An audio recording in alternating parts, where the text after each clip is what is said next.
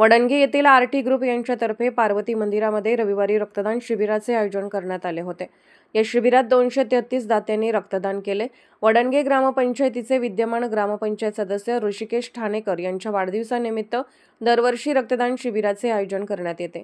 याही वर्षी शिबिराचे आयोजन करण्यात आले होते। यामध्ये 211 पुरुष व 12 महिलांनी सहभाग घेतला। या शिबिरामध्ये 233 रक्त बॉटल संकलित करण्यात आले। यावेळी युवा नेते रवींद्र पाटील, उदय भोसले, दिगंबर फराकटे, माजी सरपंच सचिन चौगले, कुणाल शेलार, युवराज साळुंके, ग्रामपंचायत सदस्य जयवंत कुंभार, यशवंत लांडगे, संदीप पाटील, विजय पाटील, राजदीप ठाणेकर आदी उपस्थित होते।